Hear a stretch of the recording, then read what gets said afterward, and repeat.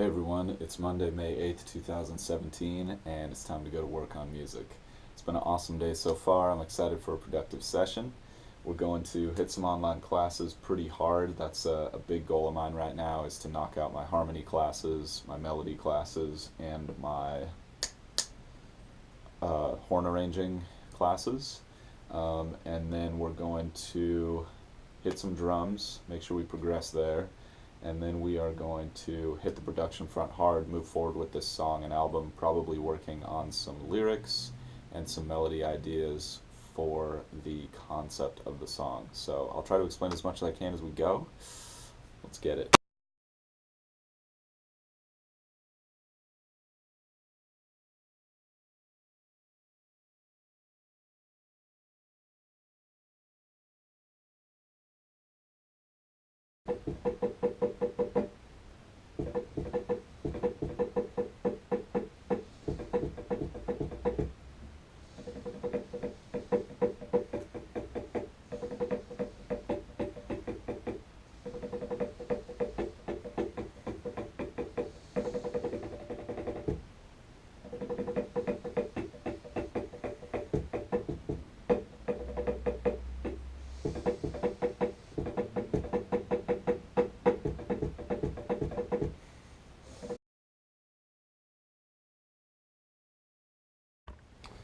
Alright, killer online learning session and really good drum practice. Just simple, straightforward. I was learning a little bit more about Python in my music technology class. I am synthesizing all the individual band research I've been doing for my music business class over the last like maybe 6 to 10 weeks, into funneling that into the big picture of like, who is my audience? Who are the people who vibe with the music that I make? What do they look like? What do they watch on TV? What books do they read? How old are they? Where do they live in the world? That kind of thing, and thinking about how the bands that my friend said my music reminds them of line up with those folks. Who are the folks who are really passionate about that type of music? What are they searching for when they're searching for music? How do they find new music? And how can I make sure that what I'm making, first of all, vibes with their interests, and second of all, is available to them? Like, they can actually find it, and I make it easy for them to find it. Which really is, at the end of the day, what marketing is all about. It's not some like, it's not you trying to convince someone of that they should buy something that they don't need necessarily, although a lot of marketing definitely is about that. Um, it's more about figuring out who are the people who already want what you're doing. Who are those people who will be stoked to realize that you exist and they're already out there and they're already searching for what you're doing and what you're up to. Which I think is really cool, and it's a much more empowering way to look at that especially as an artist. Um, so that was great. I'm really happy to be moving forward there. Then I flipped over to another Jimmy Kachulis video about picking melody notes and different types of counterpoint. So there's really four main types. You have parallel counterpoint, where the melody just follows the bass line going up or down in pretty much exact motion with maybe like parallel octaves or parallel thirds or something like that.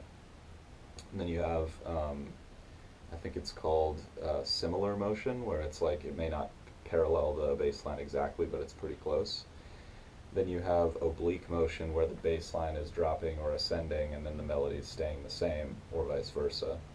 And then you have contrary motion, where the bass line's going down, the melody is going up, or the bass line's going up, the melody is going down at the same time. So all of those are possibilities for vocal melodies versus bass lines or chord, harmonic rhythm, whatever is happening in your song or the melody. So that's been really awesome, connecting a lot of that counterpoint and music theory, historical knowledge to modern pop songwriting, which I just think is a huge strength of those Berklee online classes, and I'm really excited to go deeper with that stuff.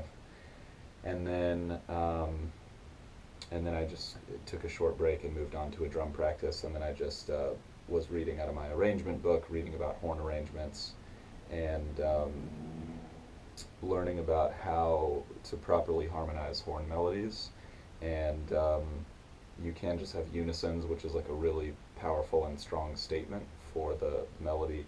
You can harmonize the melody, which adds body and color to the sound.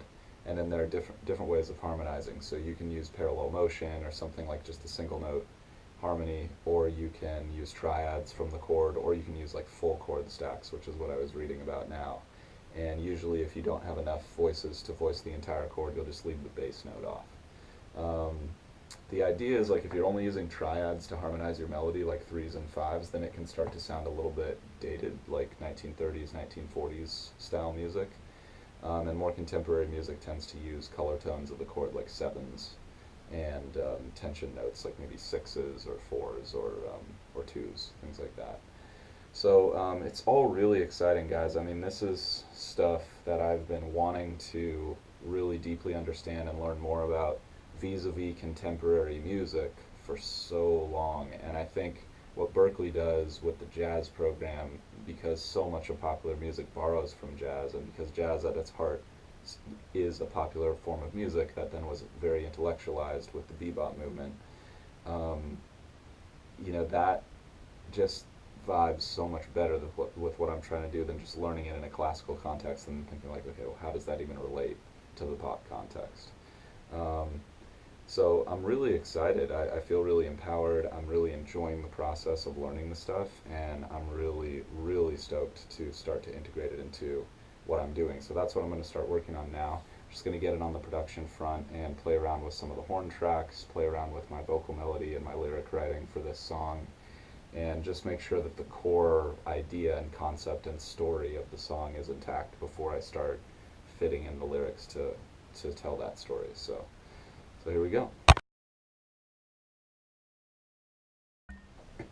Alright guys, really good writing session. I feel like I'm definitely capturing the feel of the song and the vibe of where the music is taking me, and kind of what the like underlying message and theme and story is. And now I'm just working on getting the right words out to really capture that. And I find that that's something that often can take quite a bit of thought and experimentation for me. So what I like to do is just have like a blank sheet of paper and then just write. Like just have an idea at the top and then just write all the phrases and things like that spill out about that idea, sort of in line with the musical themes that I'm thinking about and the melodies. And I find that is a great way to sort of open the creative floodgates and just piece by piece start to build the lyric the right way. So that's sort of the technique I'm using right now. If you guys have any other favorites, definitely let me know, or just comment below and let everybody know what your best practices and best tricks are for that, because I think just the more tools we have, the easier it is to express ourselves. So, and then the ultimate goal is the easier it is to deliver that expression and inspiration to other people, which then, sort of completes that cycle. So, I hope you guys are out there just grinding towards your goals, enjoying the process, having fun along the way. That's what I'm out here doing as much as I possibly can, and I love getting serious and getting to work and really getting intense. And it's also nice to enjoy life and not just have it be like this, suffering, dramatic like thing. Not that there isn't a time and a place for that, or that there aren't dire circumstances that we all face from time to time, sometimes daily.